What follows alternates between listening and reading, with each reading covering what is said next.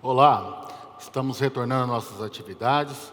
Convidamos para moderar a palestra Nova Portaria de Diretrizes para os RPPS, a senhora Cirleide Silva, diretora-presidente do Instituto de Ubatuba e presidente do Conselho Administrativo da APEPREM.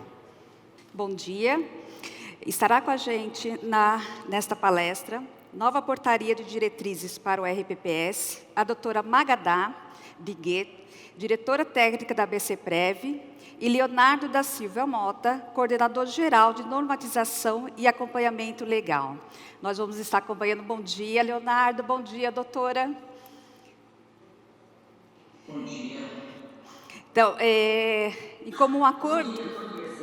Bom dia, doutora. Bom dia, Leonardo. Em comum acordo, o Leonardo ele vai iniciar a apresentação dele. Você vai ter 30 minutos, Leonardo, e depois a doutora Magadá, a apresentação mais 30 minutos, e vamos abrir para perguntas no final desse período, tá bom? Leonardo, fique à vontade, uma boa palestra. Ok, bom dia a todos, então, bom dia Magadá, bom dia Cidente. Quero agradecer o convite da APEPREM, mais uma vez a gente está aqui à distância, né? Estamos à distância, mas como o Alex falou, estamos cada vez mais próximos. Né? Então a ideia é a gente vir aqui conversar, entender, conhecer um pouquinho essa questão da nova portaria dos parâmetros gerais dos regimes próprios. Né? Cada vez mais a gente está tendo algumas alterações, alguns parâmetros que são necessários, que faz com que a gente tenha uma atividade sempre dos regimes próprios. Então, isso que é importante e esse é o objetivo da gente vir conversar e conhecer o que é essa nova portaria mesmo. Né? Alex, na sua apresentação inicial, ele já antecipou um pouquinho das nossas ações, né, o que a Secretaria de Previdência vem fazendo nessa questão das edições das portarias, e até comentou sobre o grupo de trabalho, que eu estou nesse grupo, o Magadá também está com a gente nesse grupo, e mais alguns representantes que vocês vão conhecer aqui. Porque a ideia foi justamente essa, a gente discutir com o maior número de atores possíveis para que a gente possa trazer os parâmetros gerais aplicados aos regimes próprios, a orientação, ainda mais com essa questão da emenda 103, certo? Então, vamos lá conhecer um pouquinho da questão da portaria, vamos para a nossa apresentação, e a primeira pergunta que a gente fica ali, mas por que uma nova portaria, né? Até o Alex brincou na apresentação inicial dele ali que as pessoas estavam falando que a gente está fazendo portaria demais, né? E que esse período de pandemia foi só para trazer novas portarias para os regimes próprios. Né? E o que a gente traz aqui, nossa apresentação, é perguntar por que uma nova portaria de parâmetros gerais, então? Qual que é a necessidade dessa nova portaria? Primeiro, a gente tem aqui que nos perguntar e entender qual que é a norma que regula os parâmetros gerais atualmente. Né? Então, o que regula esses parâmetros gerais previstos hoje para os regimes próprios? No âmbito da Secretaria de Previdência, temos diversos atos normativos, mas os principais parâmetros gerais eles estão hoje previstos na Portaria 402 de 2008, né, junto com a ON2 também, que complementa essa parte de benefícios, principalmente, e diversos atos regulamentares específicos dos regimes próprios. Então, essa norma da 402, junto com a ON2, e algumas outras portarias e alguns outros atos que complementam esse parâmetro geral. E no ano passado, em novembro do ano passado, a gente fala assim, parece que foi recentemente que saiu a emenda 103, mas esses dias mesmo eu recebi um e-mail que o pessoal fala assim, 1 ano da emenda 103. Eu falei, nossa, realmente, já vai fazer 1 ano que a gente já teve a emenda 103 editada, agora em novembro. E até os colegas que apresentaram agora antes sobre a Previdência Complementar, que a gente pode dizer, olha, 1 ano já foi. Quem não fez, já perdeu 1 ano daquele prazo que a própria emenda deu. Né? A emenda colocou ali o prazo de 1 ano para você editar as normas relacionadas a criar a previdência complementar e também a unidade gestora. Então, é algo que precisa ser tratado. E a emenda 103, então, o que ela trouxe foi diversos parâmetros novos, diversas disposições relacionadas aos regimes próprios, principalmente nessa possibilidade de legislar. Né? Então, que a própria norma vem trazendo ali uma certa autonomia aos entes federativos para que eles possam legislar sobre sobre as suas regras de benefícios especial, né? Que a gente pode dizer idade, tempo de contribuição, tudo isso que está bem previsto ali na própria emenda 103. Isso faz, então, com que seja necessário a alteração da própria portaria, né, da portaria 402. Por isso, também, é um dos motivos para a edição de um novo ato, que é a edição de uma nova portaria com esses parâmetros gerais. Né? Um dos motivos que tem para que você possa trazer essa nova portaria aqui com essa previsão. Além disso, temos um decreto de 2019, o decreto 10.139 do governo federal, que determina, então, que todos os atos inferiores a decretos, eles sejam consolidados, para que você possa, então, trabalhar com menos atos normativos. E aí, está aparecendo a apresentação para vocês, eu estou acompanhando aqui no meu, mas aí na portaria, no próprio slide, eu cito alguns exemplos ali que a gente tem, né? Isso ali. Então, na própria portaria, eu cito alguns exemplos que a gente está trazendo para essa nova portaria de parâmetros gerais. Então, por exemplo, hoje eu tenho ali a portaria 154, a portaria 402. A 154 trata da CTC, né? A 402 são os atuais parâmetros gerais. Nós temos a portaria 185 de 2015, que trata lá do progestão. A 527 de 2016, que vai tratar sobre a questão dos acordos internacionais de previdência. Aí eu tenho ainda a IN 1 de 2010, a 2 de 2014 e a 1 de 2016, que vai tratar sobre aposentadorias especiais. Tem a ON 2 de 2009, que trata sobre os parâmetros gerais também, essa questão mais orientativa da regra de benefícios. E diversos outros atos que a gente tem, né? Aqui eu estou citando aqueles atos que nós estamos consolidando nessa nova portaria. Né? Aí você tem a portaria 204, que trata da emissão do CRP. Também, como o Alex comentou na abertura, também vamos trabalhar para poder consolidar essa norma. Você tem ainda a portaria que trata dos gestores, né, da certificação dos gestores, que saiu recentemente, também vai trabalhar nessa consolidação. Então, aqui alguns exemplos, você vê diversos atos que às vezes você dificulta para que as pessoas possam conhecer a informação, para que eles possam localizar aquele normativo. E foi com esse objetivo que o decreto 10.139 de 2019, ele vem para que ele possa estabelecer uma consolidação desses atos, para que você não fique com diversos atos espaços, para que fique mais fácil para que as pessoas possam conhecer e dizer, olha, o que trata de regime próprio eu tenho nesse ato específico. E aí, como o Alex comentou mais cedo, os únicos dois atos que nós estamos trabalhando para manter separado, até pela especificidade que eles têm, é a parte atuarial, vai continuar com a portaria, hoje a portaria 464, que você tem lá, e a parte de investimentos. Você tem a portaria própria de investimentos e você tem resoluções do Conselho Monetário Nacional.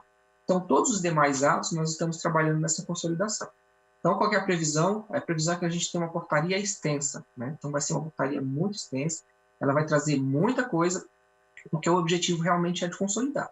E aí, o que vai ficar mais fácil para vocês, tá? Não tem como a gente saber qual o número da portaria ainda, né? Mas vai dizer assim, olha, atos dos regimes próprios vão estar dispostos na portaria tal. Vai ficar muito mais fácil de você entender, né? E por isso que esse decreto traz essa determinação, inclusive com prazos. Isso é no âmbito do governo federal como um todo. Temos um grupo de trabalho aqui no âmbito do Ministério da Economia que está trabalhando em cada uma das secretarias especiais para que possa fazer essa consolidação com os prazos definidos. Então, nós estamos trabalhando ali em todos os atos. E aqui é um dos exemplos que a gente vem aqui trabalhando nessa questão da consolidação desses atos. Então, esse é um outro motivo que é da necessidade da edição dessa nova portaria. Então, ela visa facilitar, ela visa trazer para os regimes próprios um ato consolidado, né? Muito mais fácil de se entender e de se trabalhar, tá? Então, vamos passar aqui na apresentação.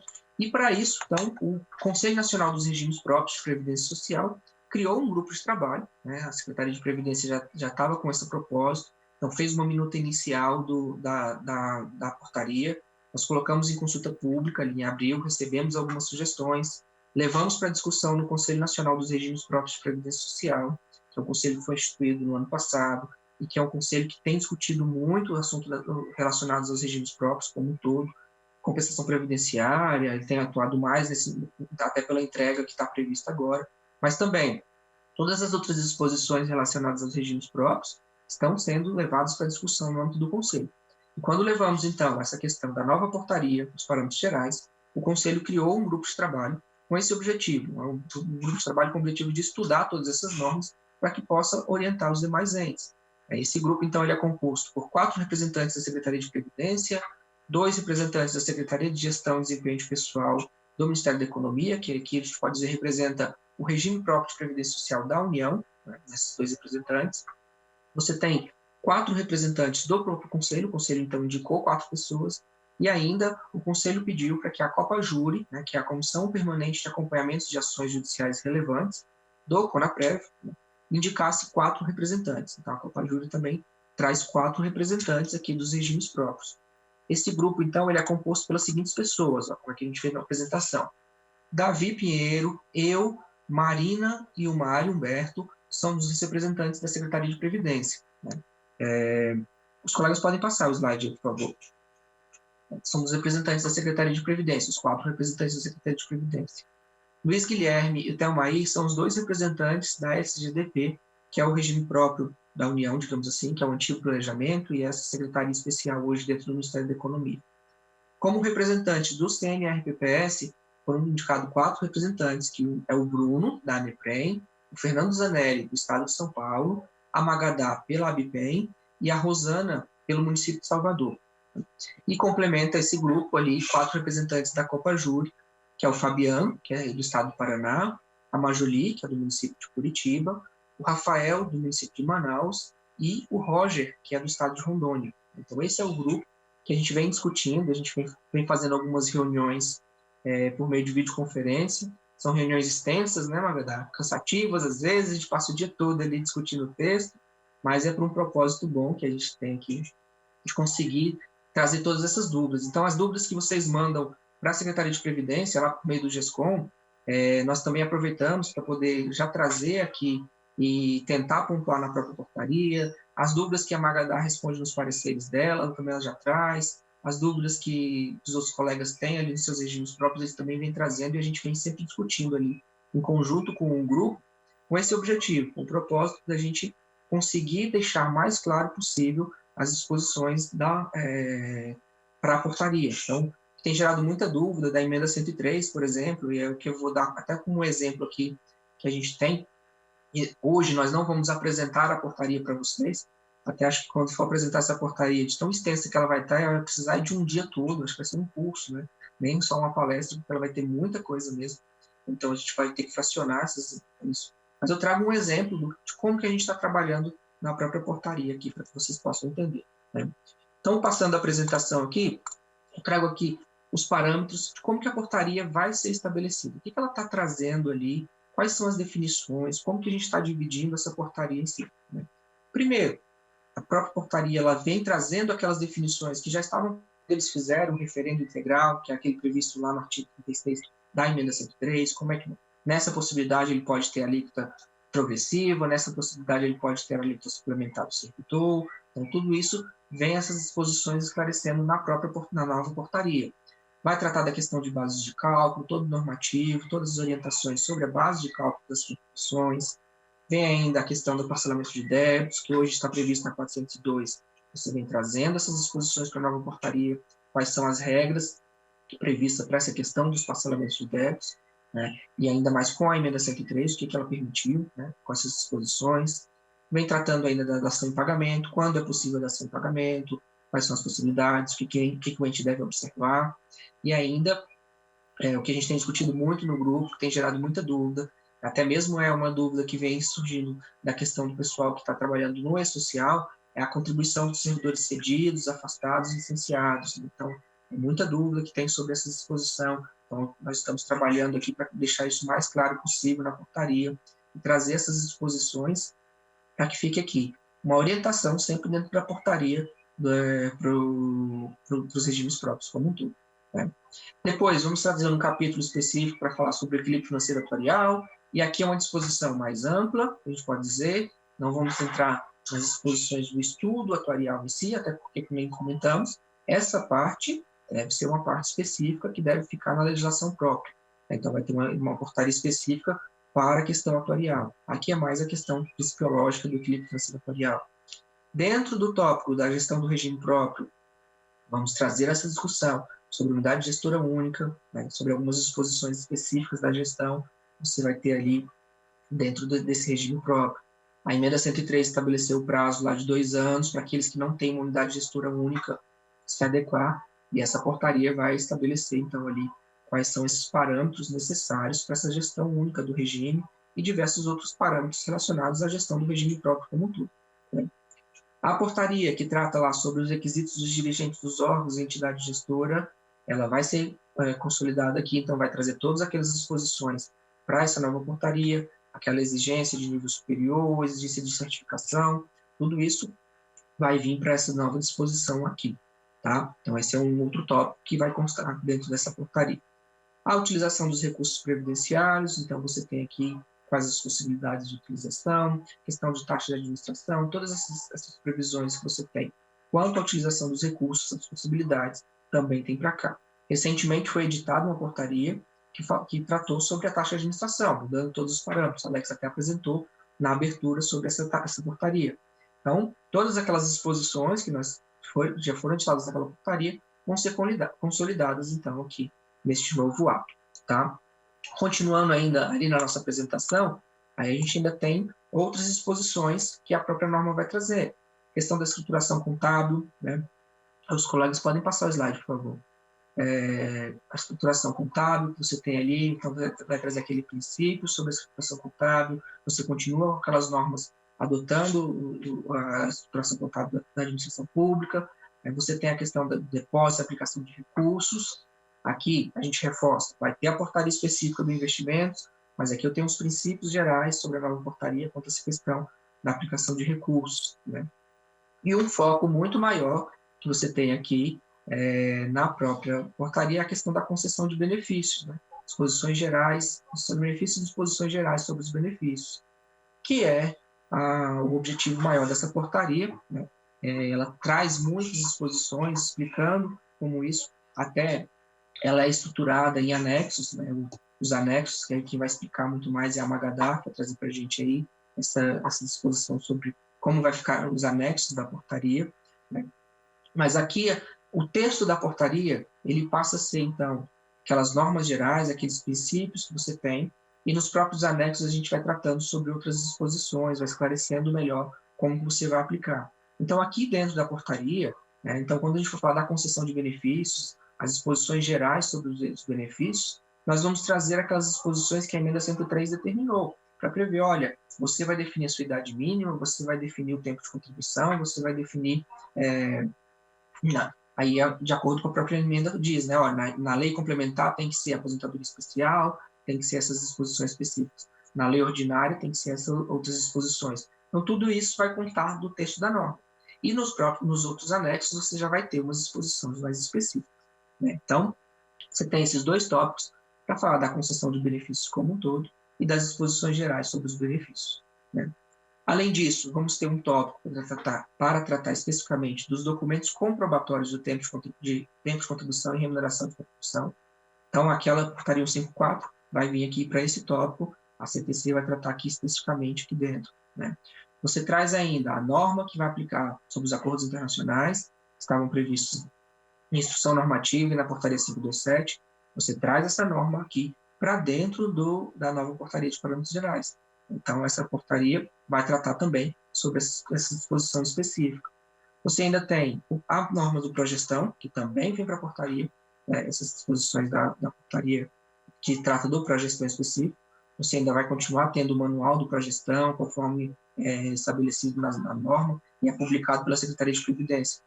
Mas as disposições sobre o progestão em si, foi instituído pela portaria 185, elas vão vir para essa portaria aqui. E, por fim, eu trago aqui como um exemplo o indicador de situação previdenciária, que também são as normas que vão vir para essa consolidação desse ato que a gente consta aqui, certo? Então, essas disposições aqui que a gente tem da nova portaria em si, são diversos tópicos, e eu trago para vocês aqui, já está na tela para vocês, um exemplo, né? Então, a ideia hoje não é a gente vir apresentar toda a portaria, trazer todas as discussões, toda a regulamentação específica, mas eu trouxe aqui um exemplo de como que o texto da norma vai estabelecer, né? O texto da norma vai colocar ali como parâmetros, está trazendo parâmetros gerais na sua aplicação. Então, por exemplo, aqui, ó, num artigo lá, pode ser o artigo 46, isso pode mudar ainda esse número depois, mas ele vem trazendo nessa disposição específica da concessão de benefícios como que vai se dar estabelecimento de regras para concessão, cálculo e reajustamento dos benefícios pelos regimes próprios, né, de aposentadoria e pensão por morte. Aqui você já vê que já tem a limitação da aposentadoria e pensão, que foi o que a própria emenda 103 trouxe, né, então os regimes próprios não podem conceder outros benefícios diferentes de aposentadoria e pensão. Eu vi que tem na programação a apresentação do Sarkis e do Douglas sobre a emenda 103, né, então eles vão explicar muito melhor isso para vocês. Aqui a ideia é só a gente mostrar um exemplo mesmo de como que a portaria deve trazer esses parâmetros gerais, né? Então, você tem aqui uma ideia que o artigo vai dizer, olha, os entes podem estabelecer essas regras específicas, só que ele tem que observar o seguinte, né? Ele tem que observar os seguintes parâmetros estabelecidos pela emenda 103. E aí você vê ali, no inciso 1, você vai dizer, olha, as idades mínimas vão ter que ser estabelecidas na Constituição ou na lei orgânica, sendo que para o professor você tem uma redução de 5 anos, né? Desde que comprove o tempo de efetivo exercício da função de magistério. Então, veja que o objetivo da norma já é trazendo a orientação de como pode ser feito, trazendo uma interpretação ali da própria emenda 103, das exposições das normas que podem ser aplicadas. Então, para deixar bem claro para os entes como que pode ser aplicado. Então, passando aqui a apresentação, aí no inciso... vai ter um outro exemplo. No inciso 3, lá, que já vai dizer, ó, deverão ser estabelecidos em lei complementar. Pode passar o slide, por favor, Alex. Lei complementar do ente federativo, idade e tempo de contribuição diferenciados. Né? Então, as aposentadorias especiais, já vai trazendo aqui nesse inciso seguinte. Né? Passando o slide ainda, você tem lá, ó, pode ser disciplinados por lei ordinária do ente federativo, aposentadoria por incapacidade permanente para o trabalho, regras de cálculo e reajustamento dos benefícios, pensão por morte, né? E aí traz a exigência constitucional que você tem que tratar de forma diferenciada os segurados, que trata a linha B do inciso 3, né? Então, você tem aquelas categorias policiais que a gente tem ali. Então, esse é só um exemplo do que a gente tem aqui. E, ainda ali no parágrafo 1º, ele vai dizendo, olha, o que é o conceito, pode passar o slide, por favor, o que é o conceito da função de magistério, que está previsto no 9394. Então, essas são as disposições que a própria portaria vem estabelecendo ali para a gente. Né? E, por fim, né, assim, só para a gente fechar, pode passar o slide, por favor, a gente tem lá o parágrafo 2º que vem dizendo, olha, são vedados ali, ó, os entes não podem estabelecer idade de aposentadoria compulsória diversa do que está previsto na Lei Complementar 152, não pode editar lei que estabeleça regras gerais de transição com adoção de requisitos ou critérios diferenciados para concessão de benefícios, ressalvados aquelas disposições do professor e das aposentadorias especiais. Né? Então, são vedados aos entes também a dispensa do cumprimento de requisitos de idade, tempo de contribuição, previsão de proventos menores que o salário mínimo ou superiores ao teto do regime geral, observados a previdência complementar. Então, são só exemplos que a gente traz aqui para vocês verem como que a própria norma vai tratar. Isso é o texto da portaria. Né? E no anexo, que a Magadá vai explicar para a gente ali qual a ideia dos anexos, nos anexos eu já venho trazendo as próprias regras. Se eu adotar a regra da União, ou se não adotar a regra da União, o que fica valendo até que possa ser feito. Né? Então, essa é a disposição que a portaria vem trazendo, nos parâmetros gerais, e é dessa forma que a gente está construindo, para deixar bem orientativo, criando bem um conceito para vocês. Da mesma forma, queremos trazer ali o artigo 24 da emenda 103, que tem gerado tanta dúvida, né, naquela questão de acumulação de benefícios. Então, temos conversado muito no grupo nesse sentido, para que a gente possa conseguir coletar todas essas dúvidas dos entes federativos, nessa questão do artigo 24, para contemplar na portaria. Né? Então, aquelas dúvidas que a gente recebe pelo GESCOM, aquelas dúvidas que os colegas têm no dia a dia, ali, na operacionalização do regime próprio, ou que tratam nas suas demandas, também estamos trazendo ali, tentando responder isso na própria portaria. Teve até uma pergunta na abertura do congresso hoje, do Alex, sobre a questão das alíquotas, né? Aqueles que não têm déficit atuarial, se vai haver essa regulamentação específica. Essa portaria é a portaria que vai trazer essa regulamentação específica sobre como você vai adotar essas alíquotas ali, quando não houver déficit, quando houver déficit, qual a forma de distribuição dessas alíquotas. Então, o estudo está em discussão do grupo. Nós queremos concluir isso o mais breve possível, encaminhar para uma análise da PGFN e publicar essa portaria ali como parâmetros de orientação para todos os entes. Certo? Então, do texto da norma, essa é a ideia central que a gente tem, trazendo ali com esses principais tópicos. E aí eu passo a palavra, então, a Magadá, para que ela possa trazer para vocês um pouquinho qual que é a ideia, como que a gente vai trabalhar quando a gente fala dos anexos. Os anexos também serão muito importantes na portaria, porque ele vai trazer uma orientação muito mais prática, né? Ele vai trazer uma orientação de como você vai aplicar essas disposições específicas, né? E aí a Magadá vai nos dar uma aula, então, sobre essa disposição do anexo, né? Magadá, com você. Bom dia a todos, né? Bom dia, Leonardo, bom dia, Cileide, bom dia aos amigos que estão nos assistindo. Eu agradeço, né, o convite de participar mais uma vez desse congresso da APPREM, na pessoa do Daniel, seu presidente, e como nos foi dada essa tarefa, né, essa incumbência de falar sobre os anexos da nova portaria que irá substituir a portaria 402. Muito bem, é difícil a tarefa, porque são 11 anexos, né? Eu procurei me centrar apenas em 2 anexos, e aí vou explicando para vocês. Claro que eu não vou trazer todas as regras, meia hora é um tempo exíguo, vamos ver se a gente dá conta, vocês sabem que eu costumo falar além da conta, né? Mas, enfim, vocês vão acompanhando aí. Então, é o seguinte, em primeiro, o que a gente vai falar? Sobre os anexos. São 11 anexos, na verdade, né? Eu, resumidamente, não é essa a ementa de cada anexo, mas eu procurei resumir. O anexo 1 é regras estabelecidas para os servidores federais e para os servidores dos entes que adotaram a emenda 103, as regras da emenda 103. Então, quem já fez a sua reforma de acordo com a emenda 103 foram servidores federais, na própria emenda, e aqueles entes que já legislaram sobre o tema, né, sobre as regras, novas regras. Então, são alguns estados, alguns municípios. Então, esse anexo vai servir para esses entes aí que já legislaram, tá? O anexo 2 é para aqueles que ainda não legislaram, ou seja, que estão com as regras antigas, né, as suas regras anteriores. Anexo 3 é instruções para aposentadoria especial dos entes que não fizeram ainda as alterações das regras, né? O anexo 4 é instruções da aposentadoria especial para aqueles entes que já fizeram a adoção da emenda 103, né? Aquelas regras para as aposentadorias especiais. O anexo 5º, aposentadoria de segurados com deficiência que não fizeram ainda a reforma. O anexo 6, nova CTC, um modelo da CTC novo, contemplando todas as possibilidades que serão averbadas, né? Averbação de tempo de contribuição para outros regimes, então essa CTC nova. O anexo 7, a relação das remunerações de contribuição, que vai ser anexo da CTC, né? O anexo 8º, a declaração para a revisão de CTC.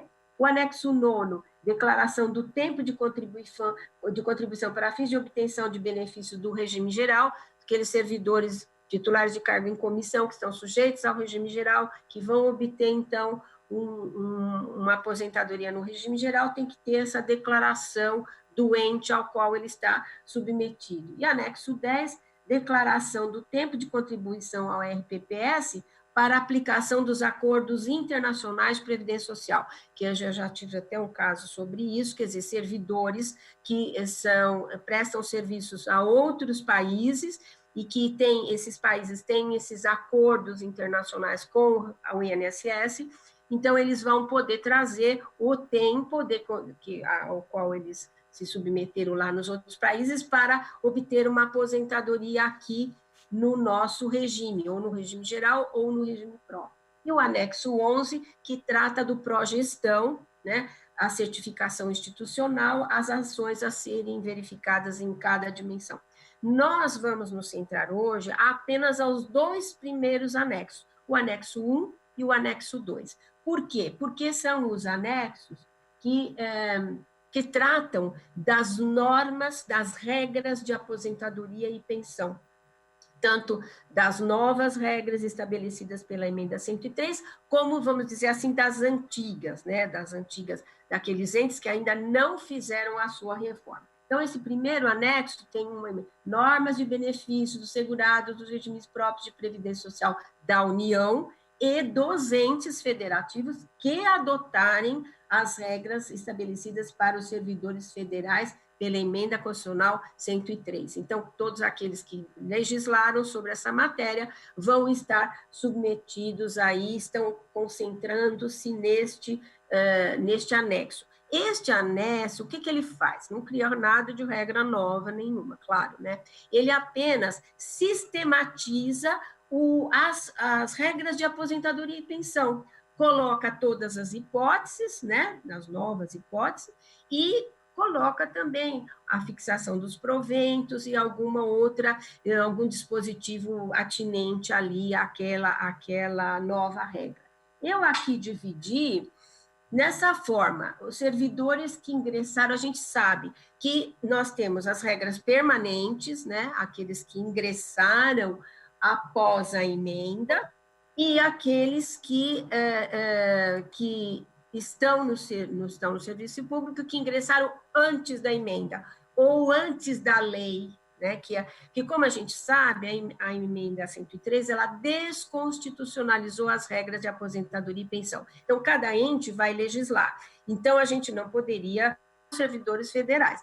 E quem entrou após a lei, que reformulou, disciplinou as novas regras, né, dos entes federativos, a nova lei, os que entraram antes ou depois, por isso que há essa diferenciação. As modalidades, quem legislou, o Estado, os municípios, que já legislaram sobre o assunto, seguiram, então, a emenda 103, no caso de ter seguido. Então, as modalidades de aposentadoria são aquelas previstas no artigo 10, as regras permanentes, né? Então, é a aposentadoria voluntária, não vou aqui falar dos requisitos que estão na própria emenda, né? Mas eu me centrei aqui num tema que eu acho muito importante, que é a fixação dos proventos. Por quê? Porque a emenda 103 tratou, no artigo 26, a fixação dos proventos, né, das novos proventos, nas novas regras, de uma forma, não digo confusa, mas uma forma difícil de você apreender.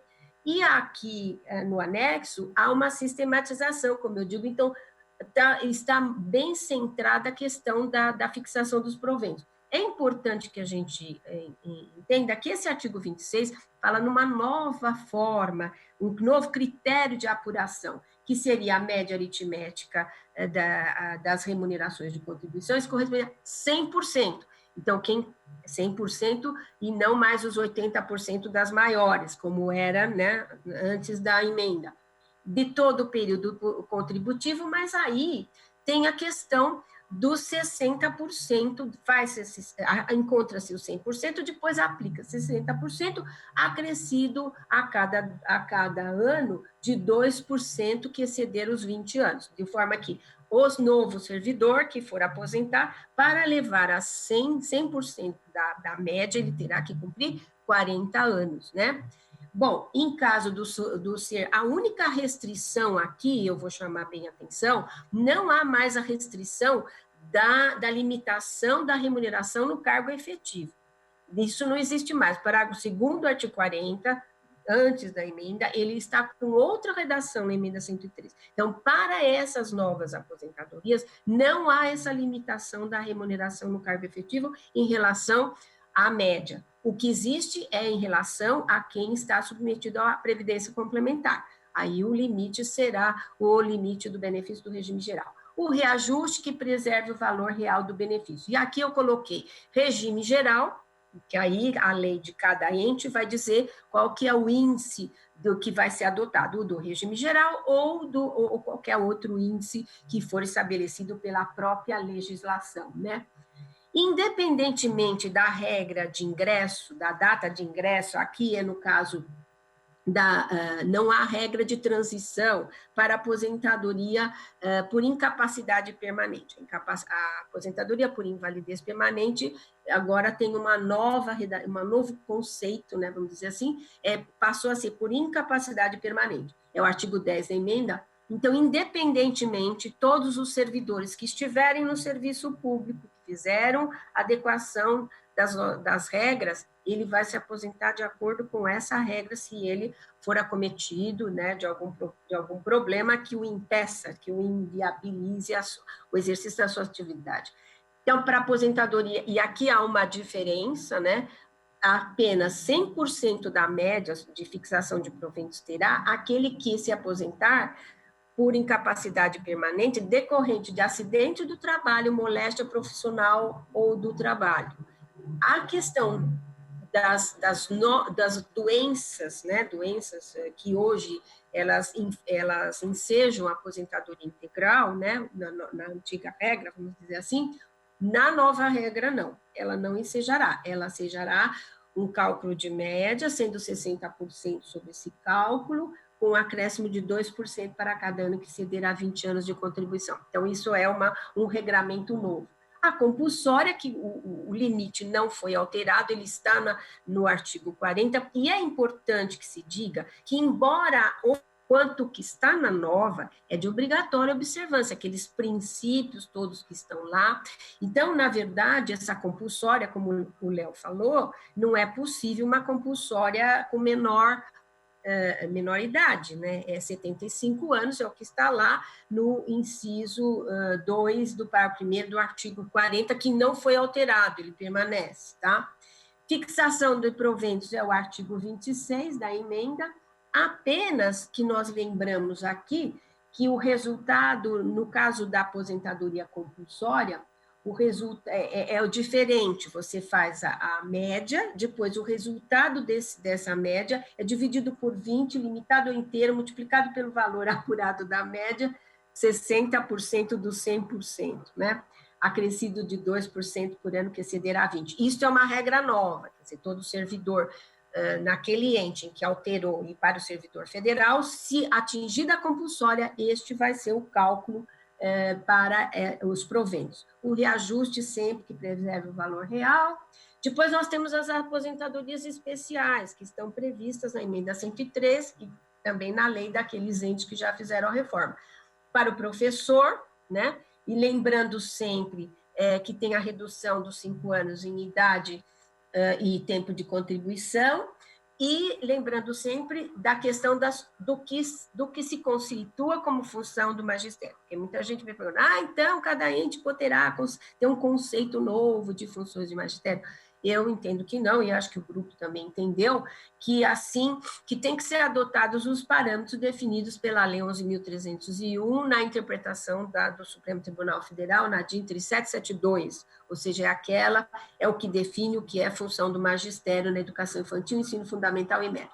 Depois nós temos o policial civil, que aqui foram colocados os policiais federais, mas, na verdade, também os estaduais estariam incluídos aqui, né?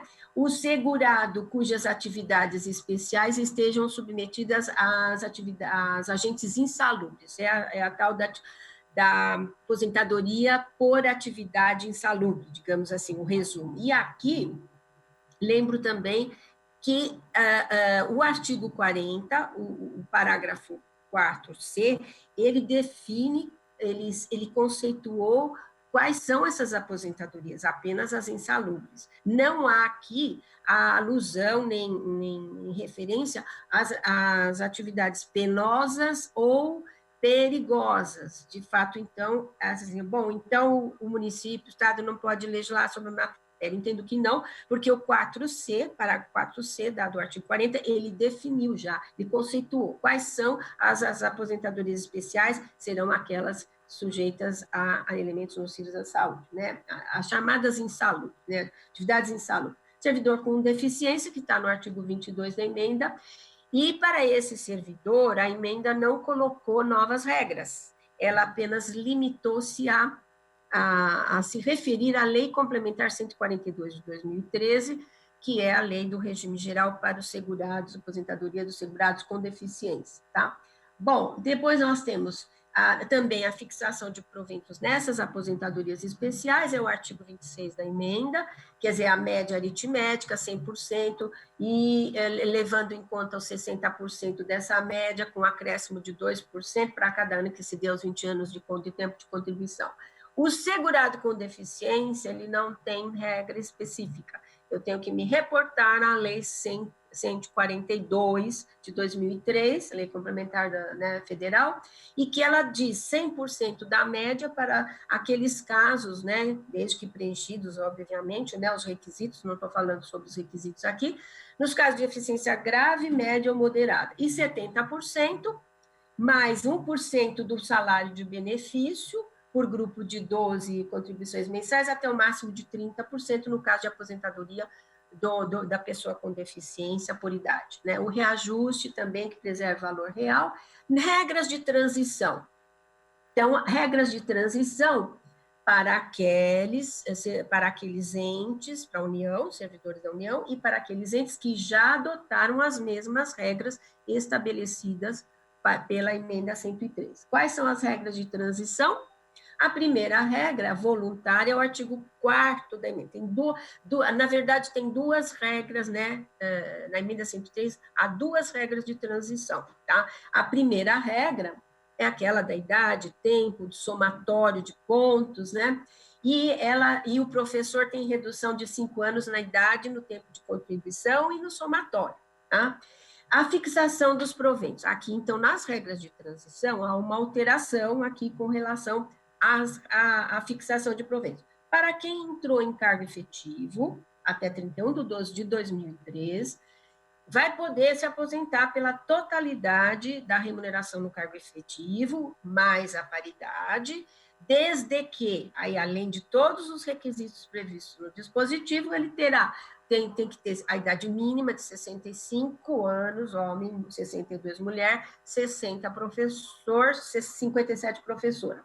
E há uma possibilidade aqui, a própria emenda possibilitou, o acréscimo de vantagens remuneratórias permanentes, mas de valores variáveis. É sabido que os servidores, a lei de cada ente, né, disciplina a forma de remuneração dos seus servidores e há muitas gratificações adicionais, principalmente adicionais a gratificações que não têm um valor fixo, eles são valores variáveis. E havia aí grande dificuldade de, na hora do servidor se aposentar, ele levar quem fosse se aposentar com totalidade da remuneração no cargo efetivo. Aliás, a própria Lei 10.887 vedava que a pessoa pudesse contribuir e levar esse benefício para a sua aposentadoria. Agora, há uma abertura aqui para que se possa, né, incluir essas vantagens, a pessoa vai contribuir sobre ela, embora se aposente com a totalidade da remuneração no cargo efetivo, ela vai levar de que forma? E aí a emenda 103 dá o critério, né, sendo o critério de média, do cálculo dessas vantagens. Então, há essa possibilidade de legislação de cada ente aí incluir essa questão. E os outros que não se incluírem, quer dizer, aquele que entrou a partir de 2004 e aquele que entrou até 2003, mas não tem a idade mínima, não resolveu esperar a idade mínima exigida, ele vai se aposentar pelo regime de média, 100%, mais 60% sobre 60% sobre o resultado, acrescido de 2% a cada ano que exceder a 20%. E o reajuste aqui é do reajuste que preserve o valor real, né? O parágrafo 8º do artigo 40 não foi alterado pela emenda, de sorte que ele permanece, né? Essa questão do reajuste, e de acordo com o índice do regime geral ou de acordo com a lei do ente que estabelecer, né?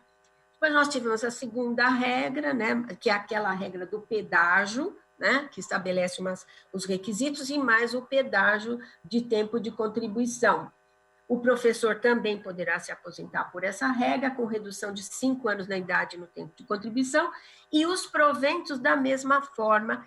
Quem ingressou em cargo efetivo até 31/12/2003 tem a totalidade da remuneração, e no cargo efetivo, e mais paridade, possibilidade de acrescentar vantagens remuneratórias permanentes, e os outros, né, aquelas que não se enquadrarem nessa regra, né, ele tem o direito de se aposentar com 100% da média. Aí não há aquela restrição dos 60%, é 100% da média, e o reajuste de acordo com a lei do ente, do regime geral. Bom, depois nós temos os policiais, né, que seguem aqui na regra de transição à Lei Complementar 85, o 51 de 85, mas também a legislação dos estados com relação aos seus policiais, né? E aí estabelece também aqui, aqui os policiais, existe ainda uma nuvem, né, com relação à fixação dos proventos. Por quê? Há uma discussão no Supremo Tribunal Federal, é o tema 1019, da possibilidade, o que é essa integralidade, integrais, aqui diz a Lei Complementar 81, seria integralidade da média ou seria integralidade da remuneração? Esse tema está sendo debatido aqui no estado de São Paulo, o tema já foi decidido no incidente de resolução de demandas repetitivas, e o nosso Poder Judiciário disse, não, é 100% da remuneração no cargo efetivo, quem ingressou até 31/12/2003 e tem também direito à paridade. O policial federal, por um parecer normativo da AGU, que foi acolhido pelo presidente da República, terá direito a proventos integrais e paridade quem ingressou até 12/11/2019, ou seja, um dia anterior à emenda. Bom, aí nós temos também a questão do segurado submetido a atividades insalubres, que é o artigo 21, né, que se reporta também ao artigo 57, 58 da Lei 8.213, para toda aquela caracterização de atividade especial, de tempo, PPP, LTCAT, todos aqueles requisitos, né? É vedada a caracterização por categoria profissional ou ocupação, isso ficou bem claro, né, na própria emenda. Aqui eu trago a questão da vedação da conversão do tempo, que está prevista, essa vedação da conversão do tempo especial em comum, mas que, pelo tema ter sido julgado pelo Supremo Tribunal Federal, que acho que eu não coloquei aqui, mas é o tema 942, recentemente ele julgou, possibilitando o servidor de converter o tempo especial em tempo comum. Eu achei interessante que a portaria 450 de 2020 do INSS, ela já tem um dispositivo em que ela fala: a conversão do tempo especial em comum é permitida apenas para os períodos trabalhados até 13 de novembro de 2019, ou da data da lei, né, do município, do estado, que alterou as normas. Então, a conversão vai até esta data, depois dali não é vedada a conversão dos períodos laborados após essa data, né? Então, achei interessante, que é para lembrar vocês dessa questão. A fixação dos proventos também, aqui a questão da média, passando rapidamente, porque não quero esgotar meu tempo, tá? Na regra do direito adquirido e da pensão por morte, o anexo simplesmente apenas coloca aquilo que está na emenda 103, de forma que eu vou passar, lembrando a vocês apenas que há muita consulta sobre como é que será essa declaração de acumulação de benefícios, né? Que agora nós sabemos que os benefícios serão acumulados, mas tem lá a aplicação dos redutores, e o Leonardo falou que vai haver uma específica, né, normatização disso, né, dadas as muitas dúvidas com respeito a isso. Eu devo dizer a vocês que existe um modelo de declaração nesta portaria 450/2020 do INSS. Então, quem tiver interesse, vai lá, acessa, que como esse dispositivo é de eficácia imediata, independentemente aí de ter ou não feito legislação nova, esse dispositivo da emenda, ele é de eficácia imediata. Todos os entes terão que observar. Então, lá tem um modelinho de declaração, até que o artigo 12 da emenda 103 seja efetivamente, completamente implementado, que é aquela história da integração de dados entre os regimes. Mas, enquanto isso não se acontece, essa completa integração, essa declaração é importante. Bom, o abono de permanência, ele permanece, né, na emenda agora como uma possibilidade. Então, quem já fez a sua regra e o servidor federal já sabe que esse abono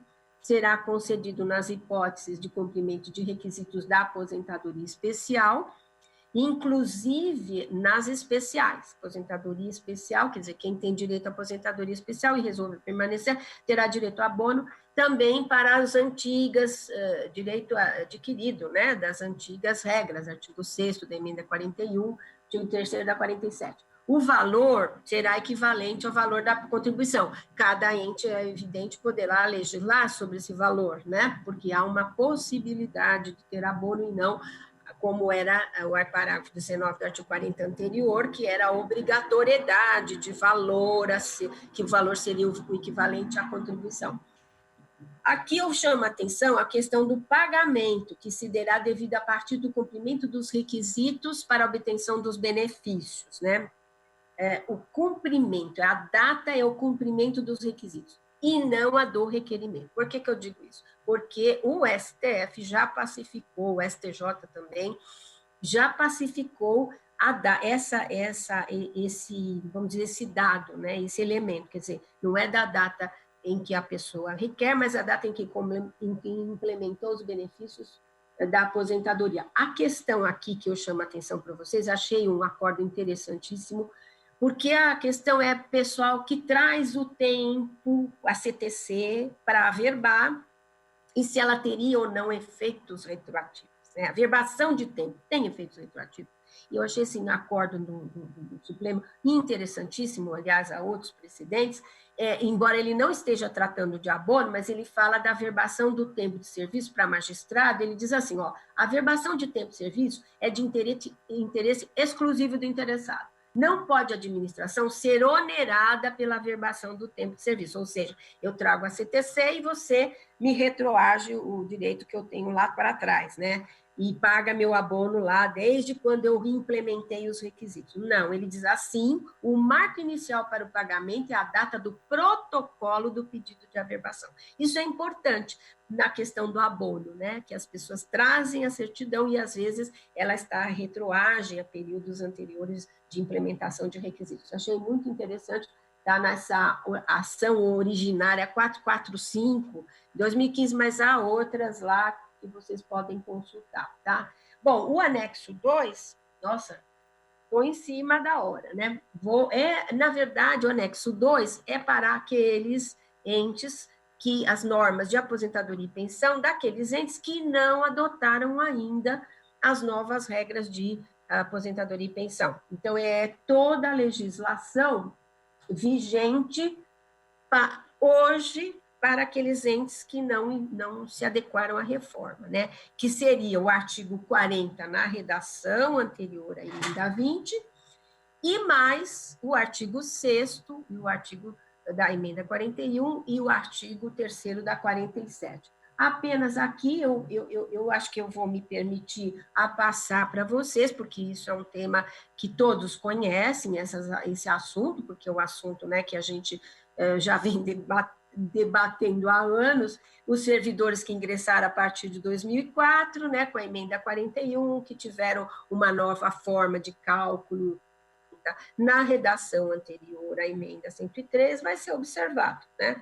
para aqueles entes que ainda não adequaram a sua legislação. Tem as aposentadorias especiais, independentemente da data de ingresso, que seria a súmula vinculante 33, que vai ser ainda observada, porque ainda o ente, se ele não fez a sua reforma, vai continuar a observar o que diz. Depois há instruções, há um outro anexo sobre instruções específicas para quem ainda tem que conceder a aposentadoria especial e ainda não reformulou as suas regras de aposentadoria e pensão. As pessoas com deficiência, segurado com deficiência, esses terão a não autorização para se conceder, independentemente de previamente obter-se o mandado de injunção, então, segurado, e esse mandado de injunção, interessante, ele passou a ser de competência do Tribunal de Justiça de cada estado. Por quê? Porque a súmula, o tema 727, julgado pelo Supremo, que dizia que os mandados de injunção teriam que ser, porque como a norma, a lei complementar sobre a aposentadoria da pessoa com deficiência, da especial, era de competência da União, também o mandado de injunção deveria ser julgado pelo STF. Agora, não.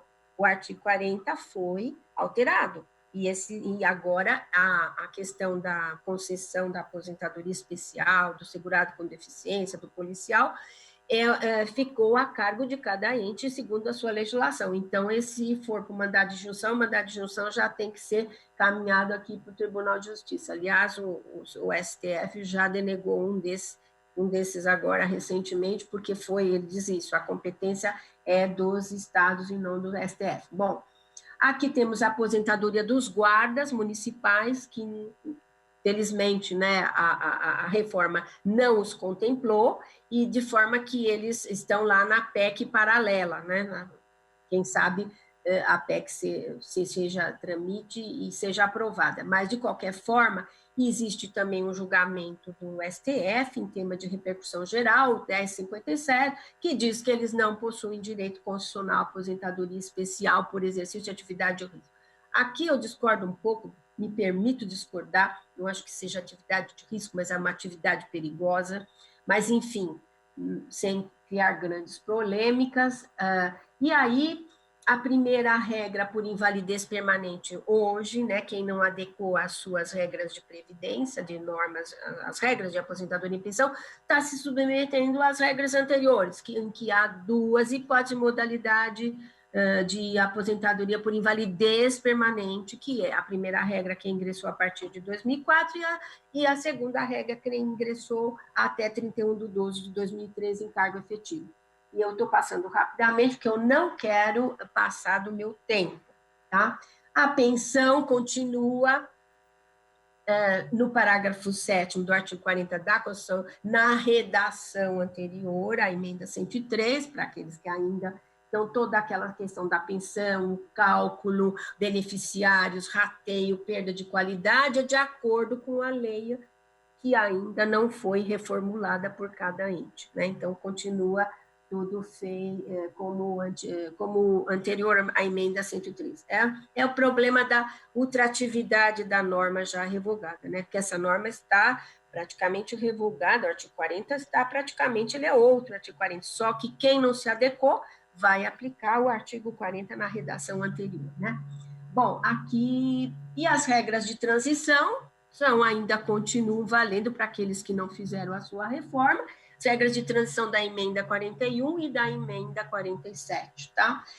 O abono de permanência, aí como direito do servidor ainda, porque ainda não foi adequada às suas respectivas legislações, então aí aparece ainda as hipóteses em que são mantidas, né, as hipóteses da nova redação anterior, mas eu lembrando que é interessante, que isso é um tema que muitos... Bom, mas não foi previsto abono de permanência para o artigo 6º, que implementa o artigo 6º, e para o artigo 3º da 47.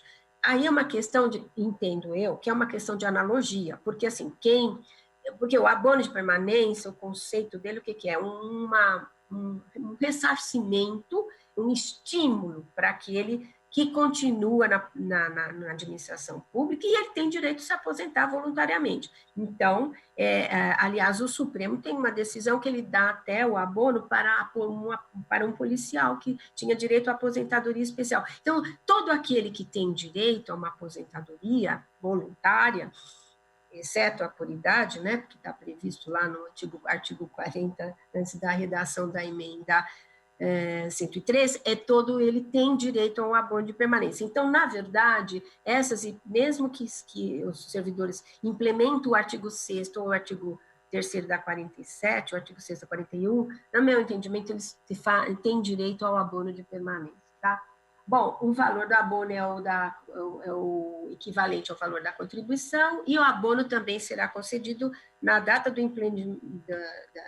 implemento dos requisitos para aposentadoria, lembrando tudo aquilo que eu falei. Depois tem as disposições gerais, né, que tratam de situações dessas para aqueles entes que ainda não adaptaram as suas regras, que é vedação de inclusão na aposentadoria e pensão de parcelas pagas em decorrência do local do trabalho, exceto para aqueles que vão se aposentar no regime de média. Então, nessas disposições gerais, esse anexo né, coloca essas situações que, inclusive, estavam na orientação normativa número 2, de 2009, e outras disposições que são aplicadas, né?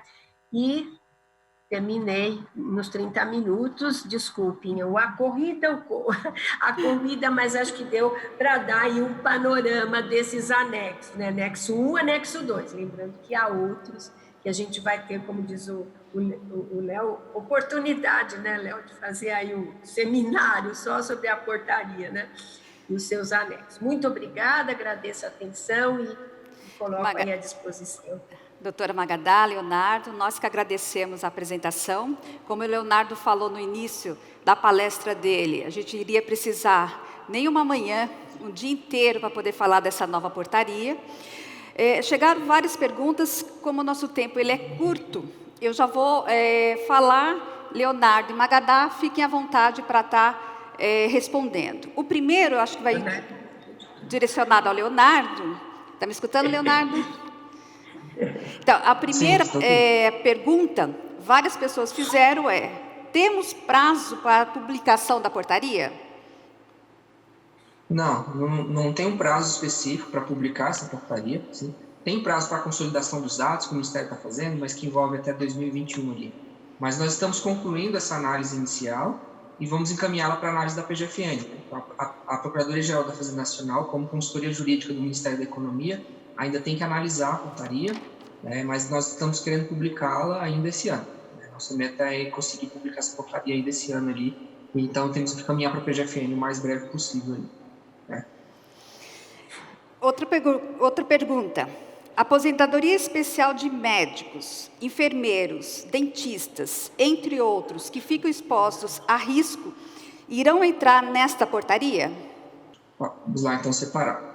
Na realidade, a aposentadoria do médico, do enfermeiro, outros, não é uma atividade de risco, né? Então a gente não pode dizer aquela aposentadoria de risco que tem lá, mas sim eles estão expostos, e aí o que a emenda 103 estabeleceu foi que aqueles que comprovarem efetivamente a exposição a agentes nocivos, químicos, físicos e biológicos que prejudiquem a saúde, eles podem, então, ter uma aposentadoria especial. A portaria vai regulamentar quais são esses parâmetros, né? Só que a emenda 103 estabeleceu que compete à lei de cada ente definir essa questão da aposentadoria especial. Então, uma lei complementar do ente federativo é que vai estabelecer essas normas da aposentadoria especial. Como a Magadá falou, enquanto vocês não fazem nenhuma lei, vocês vão observar o quê? Vão observar as regras atualmente vigentes, anteriores à Constituição. E para esses casos específicos, para essas categorias, e aí a gente está usando como exemplo, mas temos que lembrar que não podemos categorizar, né? Não posso dizer todo médico tem aposentadoria especial, todo enfermeiro, mas sim aquele que está exposto a essa situação, vocês vão usar o quê? A súmula vinculante 33. Vão continuar aplicando a súmula vinculante 33 até que vocês façam uma lei própria, façam uma lei complementar com essa disposição. Então, o que a portaria vai dizer? Vai dizer, olha, para você trazer a sua aposentadoria especial dos agentes nocivos, vamos dizer assim, para cortar a resposta, dos agentes nocivos, você vai ter que fazer uma lei complementar. Esse é o texto da portaria da norma geral. Nos anexos, aí nós vamos ter os dois anexos, que nem a Magadá explicou aqui. Se você adotar as mesmas regras da União, o anexo 1 vai dizer para você, olha, você vai aplicar essas disposições aqui, que é a mesma coisa que está para os servidores federais. Se você não fez nenhuma reforma, aí você vai adotar lá o anexo 2, dizendo, olha, é aquilo que eu aplicava antes, é a súmula vinculante 33, com as mesmas disposições do regime geral. Certo? Poderia lembrar, Leonardo, que essa questão da aposentadoria especial, né, das atividades insalubres, ela é extremamente técnica, né? Então, assim, a caracterização do que é uma atividade que está sujeita a elementos nocivos, ela, assim, os entes terão muito pouca dizer, tem autonomia para definir? Eu acho que não tem autonomia, porque é extremamente técnico e a gente tem que seguir as normas do regime geral, né? Se aqui lá contempla todas as possibilidades, quais são os agentes insalubres, né? Eu acho que fica difícil para cada ente tentar legislar nesse sentido, de caracterização, por exemplo, não precisa mais o PPP, vale o adicional de insalubridade. Uma coisa muito importante é não tentar caracterizar uma atividade insalubre pelo recebimento do adicional de insalubridade, porque o adicional de insalubridade é uma questão remuneratória e não previdenciária. Então, isso também eu acho que precisa, os entes precisam ficar muito atentos a isso. Uma última pergunta. Devido à dificuldade dos entes na aprovação da legislação de adequação à emenda 103, a SPPrev planeja alguma normatização que vise forçar os municípios a efetuarem esta adequação? Então, nem pode, né? Assim, somente se a gente fizer uma alteração constitucional. Porque a própria emenda constitucional permite ali que os entes façam essas adequações.